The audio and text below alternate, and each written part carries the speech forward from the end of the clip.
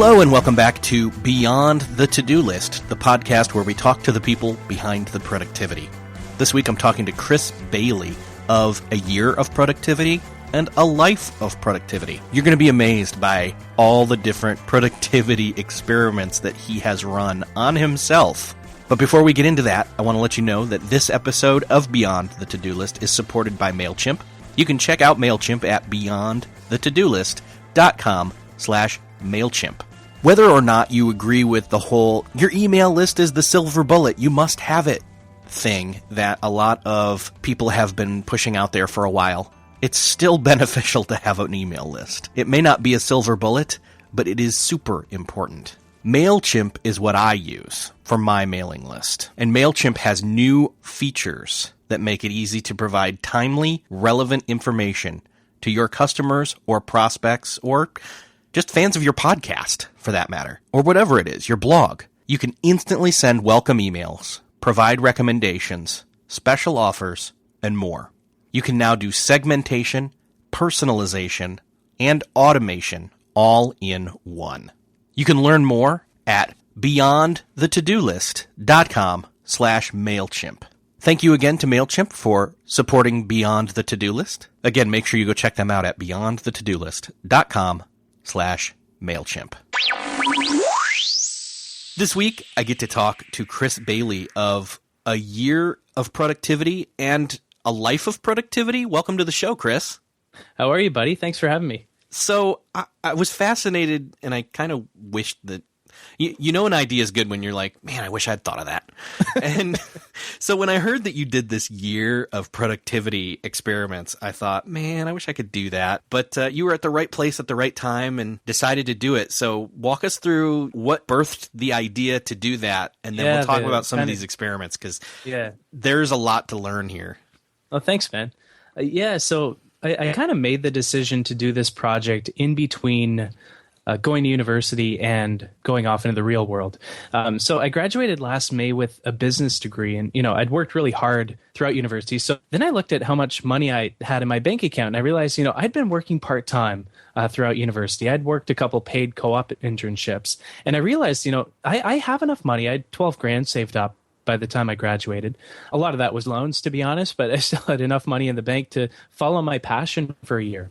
And so I took a year to do this project named A Year of Productivity, kind of saw it as a one-year research project into the topic. So I read as many books and academic journal articles on productivity as I could. I interviewed some of the coolest people that I've respected for years in this space.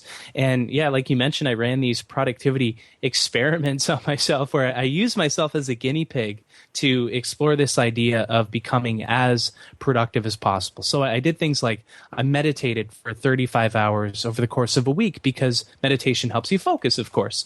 I used my smartphone for only an hour a day for 3 months. I worked 90-hour weeks for a month, alternating between 90, then 20, then 90, then 20. For the 4 different weeks. I woke up at 5:30 every morning. I still do. And so I did, and the list goes on, as people can see on the website. So I did all these experiments to just try to dive as deep into this topic as I could and share everything I learned on the website. Was productivity a passion or an interest beforehand? Oh, yeah. Yeah. I've probably been interested in the topic for a decade. So I didn't just make a random decision and decide, productivity sounds interesting. Right. I'm going to do that for a year. Blah, blah, blah. No. What were you studying at university? I studied business. Okay. So this ties with right a management, with a management degree. So it all kind of cross-pollinates with each other. So, I've been reading management books for a while, and some of them are kind of douchey, some of these management books, but then I got into the kind of productivity plus management books, which I found really fascinating, and that kind of led me to some of the productivity books out there, like David Allen's Getting Things Done. I think you interviewed David for one of the podcasts. Books like that just kind of hooked me into this world. I don't know what it is about this topic, about productivity, that just fascinates me so much. But I've been interested in it for about a decade.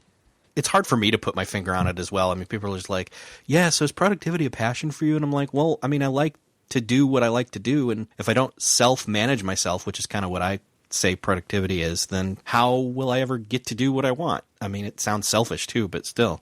It's weird because it's kind of a secular topic in a way, where you're researching the topic or experimenting with the topic through which is the process through which you get things done. So it's kind of secular in that way, but I find that fascinating too. So you went through a full year. You did all these different things. I'd love to maybe touch base on some of these and say, all right, so how'd you decide like what your rules were and then what were the outcomes, that kind of a thing. Is that cool? We'll walk through some of these they're interesting to me. I mean, the first one, because I know that a lot of people think, oh, technology equals productivity. And I know you only used your smartphone for an hour a day for 3 months. Why'd you pick that one? Why only an hour and not like just cold turkey, completely don't use it at all? And what did you find you were aware of as you were doing it and after you did it? That was a fun one. One of the main things I realized is that, using your smartphone, some people spend a lot of time on their smartphone. I don't necessarily spend a lot of time on my smartphone, but I really invest a lot of attention into my smartphone. And so, whenever it beeps or buzzes, that's a point at which you get derailed from whatever you have to do during the day. And I see productivity, the kind of 10,000 foot view of how I see productivity is I see it as the confluence of three things. And so productivity is how you manage your time, plus how you manage your energy, plus how you manage your attention. And where your time, your energy, and your attention, your focus meet in the middle, that's how productive you are over the course of the day. And so where your smartphone fits into that kind of three circle Venn diagram kind of picture is in the attention circle. Usually using your smartphone doesn't take up a lot of your time, but it takes up a ton of your attention. If you look around at a restaurant, you'll see people have their phone out under the table, and they're really not bringing all of themselves to whatever they happen to be doing in the moment. And that's something I found really, really fascinating during this experiment is when I shut my phone off and I forced myself to limit myself for how I use the smartphone, I worked on better activities on the smartphone. Most of the activities that you do on your smartphone are low leverage, they're low return, and they're just kind of distracting. One of the loops that I had before I started this experiment was I woke up every morning. But when I woke up, I would spend a good 20 or 30 minutes in bed going through Tweetbot, going through Instagram, going through email, going through MailChimp, going through Google Analytics, bouncing around between app, and not really accomplishing anything. I kind of see productivity as, the process through which you get things done. But productivity is very much not about how much you produce at the end of the day. It's about how much you actually accomplish. And you really don't accomplish much when you use your smartphone. And so those are kind of the main lessons I walked away with. I wrote up the lessons from that experiment in much more depth and much much more eloquently on the website. I'll link to that in the show notes for this episode so that people can take a deeper dive on that. I mean, people don't listen to podcasts to hear blogs read out loud. So I could if you No. That's one of the challenges I have talking about these experiments because, I used my smartphone for only an hour a day for 3 months, but I did that 9 months ago. And so trying to recall these different kind of lessons that I learned, it's quite difficult to do because, especially with something like your smartphone, it kind of hooks into your life in ways that are invisible that you don't necessarily realize at first. One of the things that the guy I interviewed, his name is Charles Duhigg, one of the things he talks about is how about half of your life is habits. You do them automatically in response to different cues in your environment. And that's very much the case with your smartphone. You don't really realize that it's there until it's gone. It's kind of like electricity in that way. So it's kind of difficult in a way to recall some of these experiments, but that's what makes it exciting too, I guess. Yeah. So you're flipping through Instagram and Twitter and you're looking at things. You're maybe becoming aware of the news. Not to discount social interaction and relationships for what they're worth, but it's not like you accomplished anything per se while you were doing that. Like most of the time when I was flipping through all those apps for 30 minutes, going through these apps that kind of imitate social interactions, my girlfriend was laying right next to me. And so, there's varying levels of social interaction. The ones on your smartphone are really, really diluted especially in comparison to the ones that are right in front of you. One of the most powerful habits out there is when you have coffee with somebody or when you have lunch with somebody, put your phone on airplane mode when you're with that person, because you're going to bring more of yourself to that interaction, and people can tell. People have this kind of sixth sense of when you're bringing all of yourself to a conversation or to a meeting or to anything. And so by shutting your phone off, you can actually accomplish more and bring more of yourself. Like, that's the attention part of productivity. When you bring more of yourself to what you're doing, you can dive into it deeper and do it a lot better. Totally. The other thing that you said that struck kind of an interesting thought in my mind was when you're doing those things, it's become such a knowledge-based workforce these days. The way that even the word productivity, it insinuates producing something, producing work. But what's funny is half the time, and I know you don't really prescribe to using a to-do list per se, but we're checking things off a list, and so we're almost going the opposite direction where, well, I did that and now it's deleted. It's, in terms of email, or it's gone, or I've taken care of that. It's the absence of producing something. You see what I mean? Yeah, totally. Like you can produce things all day long. You can sharpen pencils all day long. But if you're supposed to be writing reports, you're really not actually accomplishing anything. And that's kind of the distinction that I like to make. It doesn't matter how much you produce. The only thing that matters at the end of each day is what's different in the world because you lived a day of your life. And that's what productivity is. Productivity is what you accomplish. Productivity is what you, and I don't mean to sound inspirational, but this is just something I found. Productivity is very much about how much you accomplish. You can produce things all day long. You can produce email all day long. You can sit there and refresh Gmail or Apple Mail or pull to refresh, whatever, all day long. But if you're not actually changing anything or accomplishing anything, you're not that productive. Yeah. So in other words, you're saying as long we're productive if we did what we said or did what we set out to do or needed to do or wanted to do. Yeah, I think, yeah, exactly. I think productivity is all about intention. And so if you intend to be lazy for the day and then you be perfectly lazy, I think you were perfectly productive. But if you intended to, write a report over the course of the day and you ended up checking your email all day long and you ended up refreshing Tweetbot all day long, you weren't productive because you didn't accomplish what you set out to. Intention behind your actions is like wood behind an arrow. It's absolutely essential, and it's what kind of moves you forward. It's what connects your actions with your purpose for why you're doing what you're doing. And it's absolutely essential in becoming more productive. And that's why smartphones can drain your productivity another way too. It kind of hooks into you and it hijacks your attention from away from what you want to be doing and what you intend to be doing. And it says, no, look at this tweet instead, or no, look at this email newsletter that you signed up for instead of what you want to actually be doing. Yeah. Does that make sense? Oh, totally. Okay. And so then in terms of you using your smartphone for an hour a day for 3 months, even though that was 9 months ago, describe to me what was your practice of using your phone before, during, and after that period of time? Yeah, before I didn't really think about it that much, to be honest. As sad as that is to admit it, it was just kind of a part of my life that was automatic that I didn't really think about using. It was invisible. The best design, they say, is invisible. My smartphone was definitely invisible to me.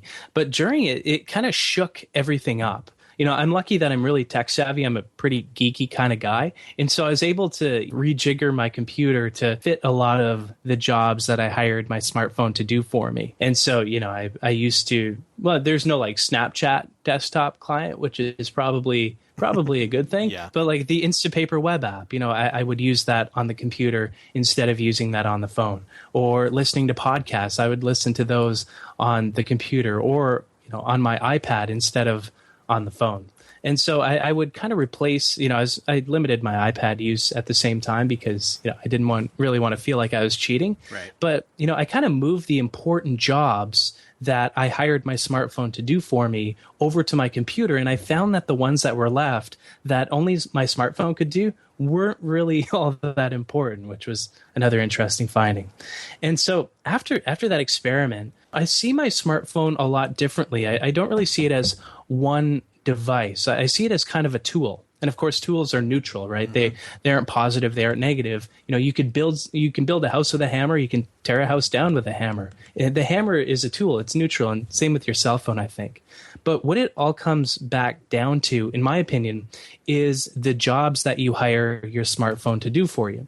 And so if you kind of base how you use your devices around those jobs, for example, I hire my smartphone to be a camera for me. I hire it to be a music player for me. I hire it to be a podcast player for me. I hire it to keep up with email and Twitter and all these different places. I hire it to look at RSS feeds. And so you hire the devices that you have for a ton of different jobs. So naturally, the more jobs you hire a gadget for you to do, the more your life will be disrupted after it was gone, which was what I found. But afterwards, when I kind of repieced my life back together, I really stepped back and I thought, okay, what am I hiring this to do for me? And I really thought hard about that and about which of those jobs were important and which ones weren't, and deleted a bunch of apps because of that. Yeah. It's interesting. And now I like leave my smartphone in the other room and I put it on airplane mode from 8 p.m. to 8 a.m., which gives me this kind of bubble of thought where nobody can disrupt me, where I'm usually insanely creative throughout that time and do all my planning. So I kind of take this step back now from my smartphone and just see it totally differently. Yeah, I love that. I love that even the way that you were changing and saying, well, I'm developing a bad habit by reaching for the phone all the time to go do something that I could be doing elsewhere. And if I train myself to do those things, if they're important, at a place where I can sit down location-wise, even if a laptop is or iPads are mobile, you can pick them up and take them anywhere. But if it's, that workspace, then okay, I'm sitting and I'm working, and then I'm up and gone and I'm not working. And to be able to do that mental shift of the barrier between, well, because we can work anywhere doesn't mean we should or have to because of the phone on our, I've read tons of articles where it's like, are we really being more productive if we have a phone on us at all times and answer work email at all times? And my answer is no, but. Well, whenever you come up with an idea, you ask people where they come up with their most brilliant ideas. People say in the bathroom or taking a shower or before I fall to sleep, or, all these different ideas. And they usually don't say they were on their smartphone when they came up with a brilliant idea because, you need boredom in your life. You need space between the tasks in your life to be creative and to bring more of yourself to your work. Like, if you look at traffic on a highway, for an example, what allows that traffic to flow isn't how fast the cars are going. It's the amount of space between the cars that allows the cars to flow. And the same is true with the tasks in your life, especially in terms of how creative and how productive you are. If you're constantly going like, okay, I have to go to the bathroom now, so I'm going to bring my phone and then I'm going to check Twitter, then I'm going to, respond to a couple emails, then I'm going to go back to my computer, then I'm going to go talk to someone. If you're never bored, when you're bored, you organize your life, you connect dots, you step back from your problems, and you ultimately become more productive, and studies show creative. And so when you just spend all of your time, throw it into this black hole that's your smartphone or your iPad or your laptop, going to CNN.com all the time, which is actually getting worse and worse, by the way. It just sucks up all this boredom. And people have this natural aversion to boredom. But it's that aversion that will make you productive, because that's what allows your mind to jump between ideas, because it's looking for stimulation in something that isn't your phone. That's so true. So then your mind looking for stimulation, let's move on to the meditating, because that's, kind of connected here. So let's see, what's 35 hours over 7 days? Like 5 days, 5 hours? Yeah, I think so. So was it literally 5 hours? Was it 5 hours at a time, or was it broken up throughout the day? I broke it up throughout the day. Yeah. So, through these experiments, I didn't just meditate for 35 hours over the course of a week. I did that. But, throughout all these experiments, especially throughout experiments like drinking only water for a month, or experiments like working 90-hour weeks, or, being a total slob for a week, I try to get as much work done during these experiments as I possibly can, because that's kind of where I reflect on these experiments and think about, okay, how did my work change? And that's subjective, of course, because I see productivity through my lens when I do these experiments, even though I back that up with research as much as I can. Sorry, I ramble. I lost my train of thought. But yeah, so when I did the 35 hours of meditation, I tried to get as much work done as I possibly could over the course of that week. And yeah, I mixed it up throughout the day. I did things like, I'm looking at the chart in front of me right now. 41% of the meditation time was sitting meditation.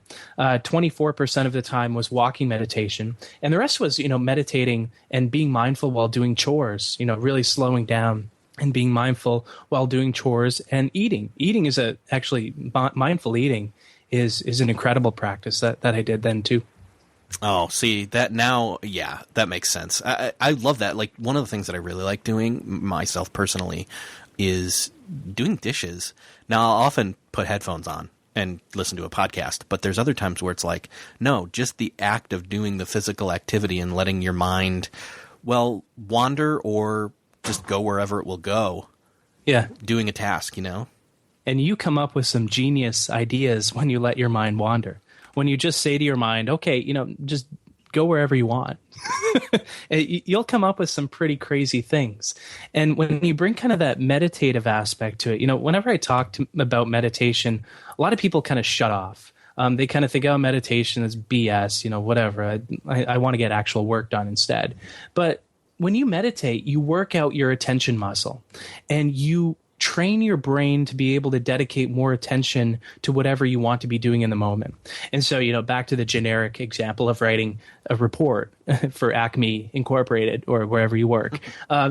If you can bring 40% of your attention to that report, it might take you 4 hours to write. But if you can bring 80 or 90% of your attention, it might take you half an hour to write. If you can dedicate more of yourself to whatever you happen to be doing in the moment. And so, yeah, sure, you spend some time meditating, but you work out that attention muscle. And, the whole purpose of meditation is, let's say you focus on your breath for the course of 10 minutes or so. And whenever your attention wavers from your breath, you gently bring it back and you focus on your breath again. And every time you bring your attention back, that's all meditation is. It's constantly bringing your attention back to one singular object. Don't be hard on yourself when you're bringing your attention back to your breath, but just say, I noticed my mind wandering. I'm going to refocus on my breath now. But every time you do that, you essentially do one repetition of your attention muscle, which you slowly build over time. And, that allows you to be just insanely more productive. It was kind of hard for me to rectify the connection between meditation and productivity at first because I practice a lot of parts of Buddhism. I'm pretty into it quite a bit of the time. And so I had this kind of disconnect towards the start of the year of productivity where Buddhism and meditation were on one side and productivity was on the other side because, I saw productivity as doing more and more and more, faster. And I saw meditation as doing as little as possible, as slow as possible. But, I think the perfectly productive state is somewhere in the middle where you can kind of see the intention behind your actions, where you can slow down and, think intelligently and work on smarter tasks instead of just working harder, and where you can bring more of your attention and your focus to whatever you happen to be working on in the moment. There's these incredible connections between practices like mindful eating and mindfully washing the dishes or meditating and becoming more productive. It's incredible. Yeah, I'll wholeheartedly agree that some of the best times or best ideas that I've had, or just disconnecting from feeling always on or always connected, is go out and take a walk and don't have headphones and don't have your phone on you even, and just walk. You'll have to capture anxious everything. At first. Yeah. Well, bring a notepad. Why not? Just leave your phone at home and bring a notepad with you and a pen and go for a half-hour walk. I guarantee you, if you're listening to the podcast, if you do this exercise, you will fill up that notepad because you don't give your mind the time to kind of wander and think about these ideas that you have. You'll approach your work more intelligently. You'll work smarter and not just harder. And you'll probably come up with some creative ideas too. If you observe your mind thinking, it sounds kind of hippy-dippy, but if you just let your mind wander and capture whatever bubbles up, you'll be blown away by what you capture, even if you just do it for 15 minutes. So is that what you would prescribe if somebody is still listening after we said the word meditation and they think, oh, wait, maybe, now that, especially because it's something where it's not just sitting, you could do it while you're walking or doing chores or even eating. if somebody had an aversion to meditation, where would you kind of send them first to try it out and see, dip their toe in the water and realize, oh, you know what? That little test there proved to me that I should probably dip myself deeper into that water. I think a cool place to start is, and this sounds kind of like a freaky task, but so actually maybe it's not. I don't know. But just sit in a room, shut everything off, and turn the lights off, and just sit there with a notepad and a pen, and maybe set a timer for 10 or 15 minutes, and just trust me on this, and capture whatever bubbles up. Capture things that you're waiting for that you need to capture. Capture things that you have to do. Capture ideas that you have. Capture people that you need to contact that you haven't contacted in a while. Capture anything that bubbles up. And I do this occasionally. And, when I first heard this idea, like most ideas, I have kind of an aversion to before I actually experiment with it. But I did this, and I filled up 4 or 5 pages of just things that were in my head that were bouncing around, that were just waiting to come up, but hadn't had the chance to because I had been so, I don't know, stuck isn't the right word, but just so engrossed in what I was doing on a daily basis and just bouncing around between distractions that I didn't have the chance to actually step back and actually collect ideas or collect different thoughts that I had that were just kind of screaming to be captured somewhere, but that I didn't dedicate the attention to. So that's kind of a good starting point. A cool kind of way to, when you're starting out meditating, a lot of people say, I'm going to meditate for half an hour every day for the rest of my life. And it's like, no, because there's going to come a day where you don't have a half hour, and then you're going to stop meditating forever. But what I like to do, and this is a little tip from my buddy John, is shrink the length of a meditation session until you no longer feel resistance to it. If you're first starting out with meditating, if you kind of, if you want to pay attention to your breath for whatever minutes, X minutes, you can kind of be honest with yourself and say, do I feel like doing half an hour today? No. I feel a lot of mental resistance to doing half an hour. Okay, what about 20 minutes? 20 minutes sounds a bit better, but I still feel a lot of mental resistance to it. Okay, what about 15 minutes? That's getting better, but I still feel a lot of resistance to it. Okay, what about 10 minutes? And you kind of barter with yourself, and you say, 10 minutes, I could probably do 10 minutes today. Then you sit for 10 minutes. Again, this goes back to the intention. Taking time to form that intention behind your actions will make you a lot more productive. So if you do this technique for working out, for example, if you aim to work out for an hour every single day, one of these days that routine, that habit, that ritual is just going to fall apart, and you're going to stop doing this. People run into this trap all the time. But if you kind of shrink the length of how long you'll work out for until you no longer feel resistance to that time, you'll actually work out for that long. And usually if you say, I could work out for 15 minutes, I'll work out for 15 minutes. You end up working for 30 minutes or working out for 45 minutes because you just simply got started. And so that's how I'd recommend people start. Again, I go off on tangents. I started talking about meditation, then I ended up with working out. And that's probably why I need meditation in the first place, to be honest. It just goes to show that, self-honesty is key in becoming more productive.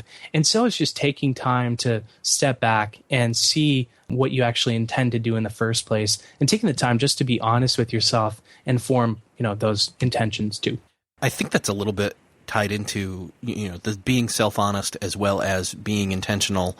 Both of those things kind of tie into at least what I believe is why we procrastinate. Because if we're not honest about what it is we're wanting to do or need to do, then any old activity, whether it's something that we should or shouldn't be doing, can be substituted and feel like we've accomplished something, and yet we know deep down inside that we're not working on the thing we really should be or we really want to be. Yeah, I totally know what you mean. There's so many times where there's kind of a substitute for an action, like where we're not honest with ourselves. Like when you try to wake up and you hit snooze 5 times every morning instead of setting an alarm for when you'll actually get up, or when you ignore your body when it says that it's full, or when you ignore your mind when it says that it's overworked, or when you spend hours in front of the TV and then just try to forget about where your time went when you watch 10 episodes of House of Cards with a bucket of Ben and Jerry's, or like when you don't make your to-do list doable and you just keep putting things off for another day, where you have that one task that you've moved to tomorrow's to-do list 20 days in a row. There's some interesting science actually with procrastination. I had the opportunity to interview a procrastination researcher a few months back. His name is Tim Pitchell. He's published a book or two on procrastination, and his studies show that there are, I think, 7 attributes that a task has that makes you more likely to procrastinate with it, that contributes to how aversive a task is, that makes you more likely to procrastinate with it. And those are whether a task is boring, whether or not it's frustrating, whether or not it's difficult, whether or not it lacks personal meaning, whether it lacks intrinsic rewards, and whether it's ambiguous and whether it's unstructured. And so the more of these attributes that a task has, the more likely you are to put it off for another day. And, it's fascinating when you kind of see the theory behind procrastination, because when you procrastinate with something, you can kind of take that step back. Again, intention. You can kind of observe which of these attributes the task has, and then think about, okay, maybe doing the taxes, maybe I'm procrastinating with doing the taxes because it's boring, because it's frustrating, because it's difficult, because it's not meaningful, because it is ambiguous and unstructured. That's why so many people procrastinate with doing their taxes and put it off till last minute, because it has so many of these attributes. And so it's kind of a cool trigger whenever you notice yourself procrastinating with something, to look at the actual attributes that a task has, and then maybe do something like flipping those characteristics. If you notice yourself procrastinating with doing your taxes because it's ambiguous and unstructured, maybe you can sit down and, instead of just trying to jump in and doing that ambiguous task, you can make a list of, okay, these are the 15 steps that I need to do in order to move this project forward. And then you simply work your way down that list and refine that list as you go on. That'll make you less likely to procrastinate with it. Just flipping these characteristics. It's an interesting kind of way to see things. I'm fascinated by that. I love the idea of flipping it and even analyzing, okay, well, how do I make this unambiguous? Or how do I structure this that it's, and by chipping away at those, I guess, 7 pillars of procrastination, you don't give it a leg to stand on, to where suddenly it's like, well, it's just 1 or 2. So, that's why you just do it. Yeah, exactly. That's why systems like David Allen's Getting Things Done system are so powerful, because they add clarity to these tasks that you're more likely, that have these attributes, these projects and tasks that are stuck because they're ambiguous, because they're unstructured, because they're frustrating or difficult. That's where a lot of the power of these systems come in. They come in and they act like a superhero and flip all these characteristics. But you can do this on kind of a, to use the trendy word, granular level, and do this for individual tasks as well. Just flip these characteristics. Another kind of cool tactic that I love, that everybody seems to connect with, is shrink the amount of time that you'll do something for. And I talked about shrinking time before. Okay, so hold on. You mean spend less time on something instead of the ever-present excuse of, I need more time. I don't ever have enough time. Oh, I need more time is like such, how you know if something's important is if you've done it already. And that's, I think you've had Merlin Mann on the show. Yes. He talks about that quite a bit. You know how you tell if something's important? Look at all the things you've done. That's what's important to you. That's one of the most powerful ways I think somebody can get something done, is limit how much time you spend on something. And so let's say, I don't know, what's an aversive task? Let's say you're working on a book proposal like I am right now. It's very aversive. Yeah, I'm lucky to be able to work on the book proposal with a cool agent, but it's very aversive at the same time. So what I do is I limit how much time I spend on that thing. So instead of throwing an entire day at my book proposal, I'll simply say, okay, I'm going to dedicate 2 hours today to work on my book proposal. And I'll get a bit anxious because that's a lot. 2 hours is less than 8 hours the last time I checked. In fact, it's exactly 25% of 8 hours if you want to do the math. But when I limit how much time, or when anybody limits how much time they spend on something, what you actually do is you force yourself to exert more energy over a shorter distance of time so you can get that thing done more efficiently and faster and dive into it deeper. It's that whole time, energy, and attention thing. Those are the 3 ingredients you combine on a daily basis. And this is a way to shrink the amount of time that you have to do something over, but expend more energy to get that thing done more efficiently. And, this has the added benefit, especially if you're procrastinating with something, it makes it more fun, less boring. It makes it more structured, makes it less frustrating and less difficult because you always have this end in sight. You can always say to yourself, instead of saying, oh, I have this 8-hour day of hell in front of me where I have to do this book proposal, you say like, oh, crap, I only have 2 hours to do this book proposal. I better get on it. And I think that even a consistency of maybe doing a half hour a day over the course of like 2 weeks or something, you'd still probably have the same amount of input or output. One of the experiments that I did is, I think I mentioned it at the top of the show, is working 90-hour weeks for a month, where I alternated between working 90 hours one week, then 20 hours the next, then 90, then 20. Because if I did 90 hours for the entire month, I wouldn't be here right now to talk to you.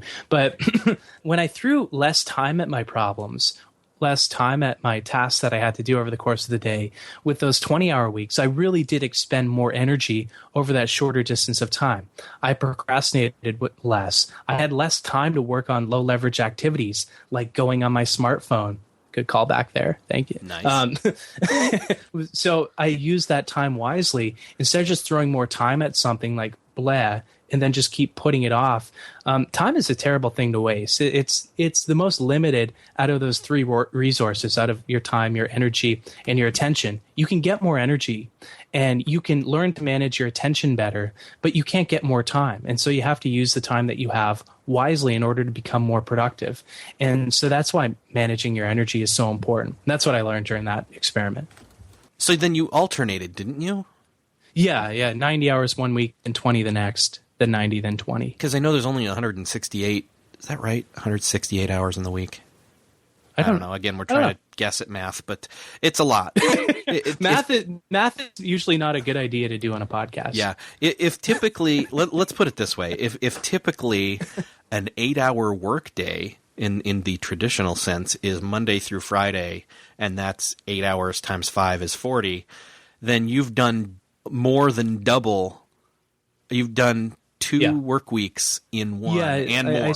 I spread it out over 7 days, and so I worked about 13 hours each day. Yeah, so it's like an extra 5 hours for 7 days, and that. And again, the math. So whatever, but but math is hard. But did you feel okay? So did you feel like with the tasks at hand that you had selected for those 90 hours that you were getting them done and then moving on and were you getting more done during that time?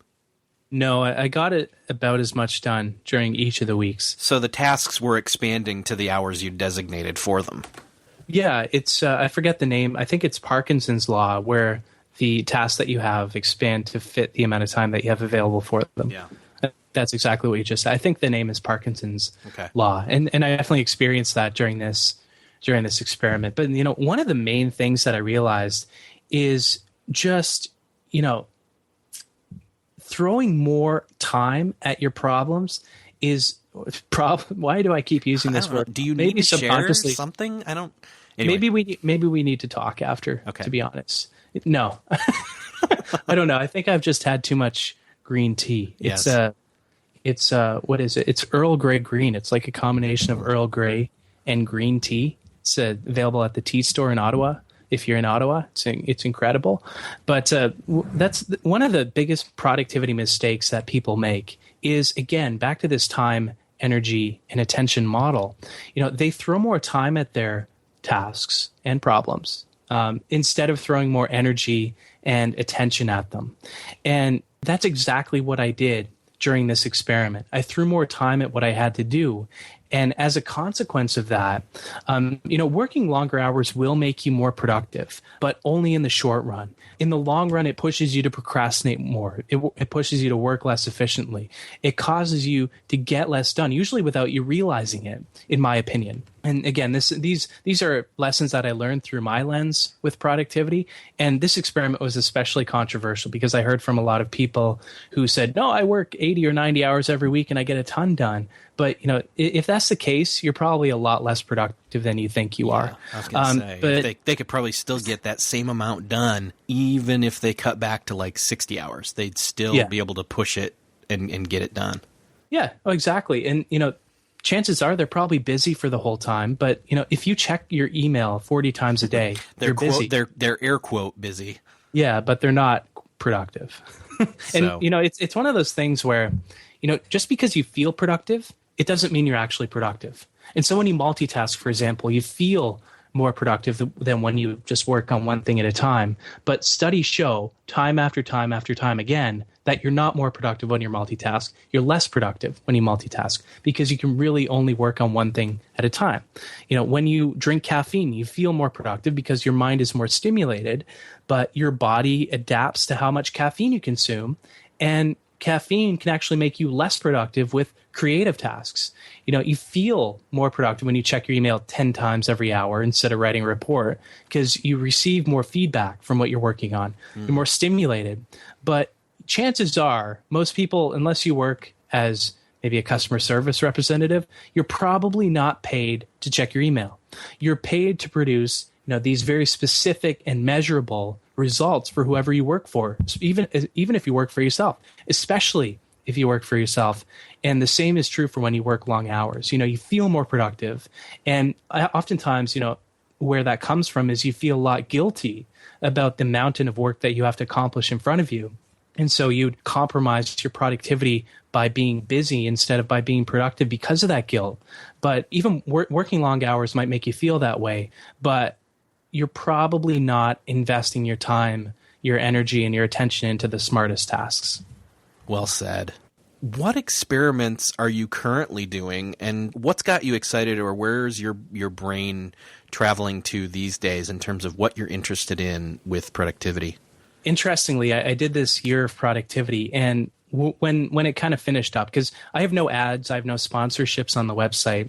And, as a consequence of that, I needed to make money after I finished up the project. And so right now I'm doing a lot of coaching, working one-on-one with folks to help them out. I'm doing a lot of speaking right now too. And so I don't have as much time for writing and experiments. I want to change that. I'm hoping that as soon as enough money comes my way through coaching and speaking and stuff like that, that I'll be able to focus more on my writing. But I have a few that are kind of in the works. Like, I want to try being totally silent for an entire month and not say a single word.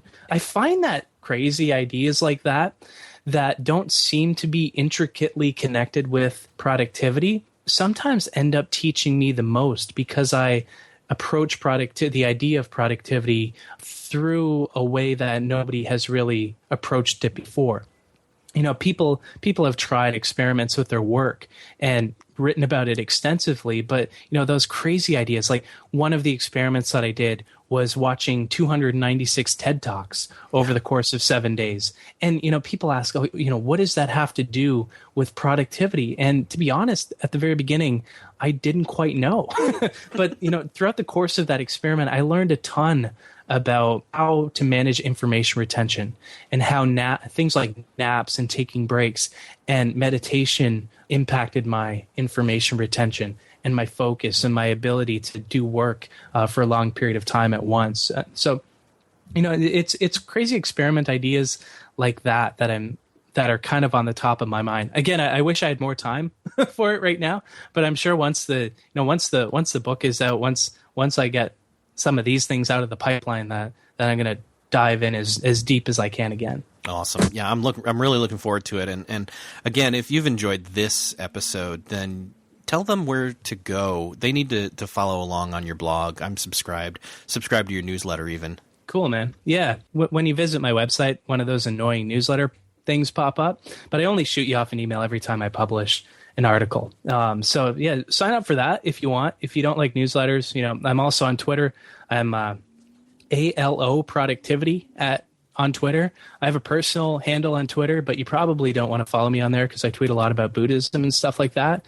But if for some reason that's what you're into, well, you had some pretty humorous stuff you tweeted too. So really, yeah. Like what? Like oh gosh, see, you're gonna make me look it up, but yeah. I know that I was like, oh, you know what? I'm going to follow you, and I did. And I'm trying to think of what it was. So maybe you might be into that. My personal Twitter handle is @WiggleChicken. That's @WiggleChicken. Okay, explain. Come on, what is a wiggle chicken? I have no idea. Okay. Fair enough. No idea. I'm sorry. I said, they were two words that sounded kind of funny together, and that's where we are. That's great. Well, but I tweet out like, just random stuff. You can follow me if you want. You don't have to. I do because I care. Thanks, brother. Thank you. No, ALO productivity, the Twitter account, that stands for a life of productivity. Yeah, so that's my new project, because when I finished up a year of productivity, I didn't really want to stop. I have so many ideas, and as you can probably tell, I'm kind of opinionated. So I like to kind of get my ideas out there. And when I realized, there were all these people that were following my work along on a year of productivity, I didn't really want to stop when it was finished. So I launched a life of productivity at alifeofproductivity.com, where I'm posting brand new articles. But there's this incredible, every single article, all the 200 articles that I wrote over the course of my year of productivity is at ayearofproductivity.com. And they're all there. They're all free. You don't have to sign up or anything. There's no ads. There's no sponsorships. My goal with this project was just to experiment the hell out of the topic that I'm most passionate about. And it might sound corny, it might, but I don't really care. Like this is what I'm interested in, and I kind of shared it with as many people as I could through a year of productivity. So it's up there too.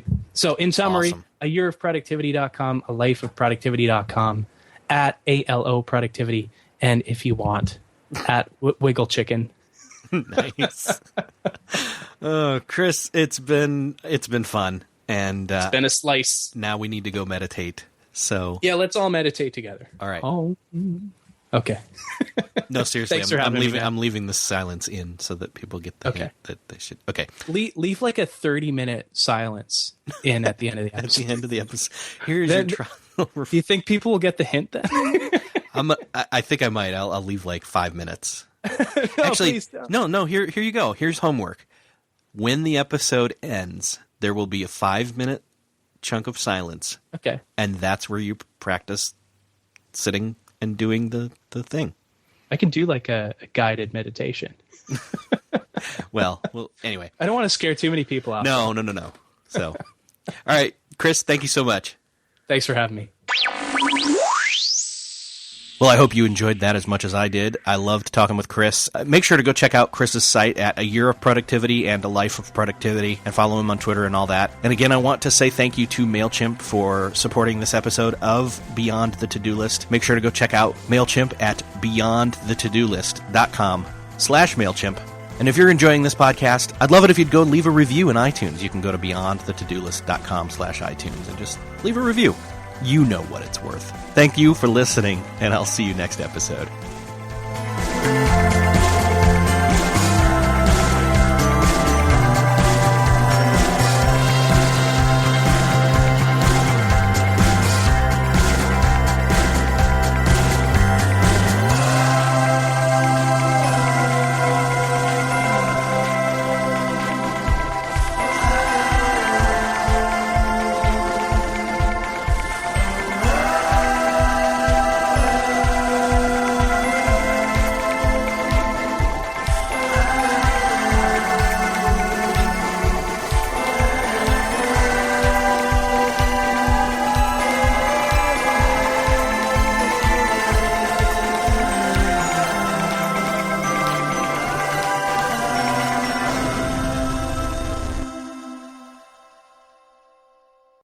Beyond the To-Do List is a proud member of the Noodle.mx Network. Find more of our award-winning and award-nominated podcasts to make you think, laugh, and succeed at Noodle.mx. Learn how to podcast. Theorize over the TV shows Once Upon a Time in Wonderland, and Under the Dome. Laugh with our clean comedy, delve into science fiction and philosophy, learn critical thinking from movie reviews, and more at Noodle.mx.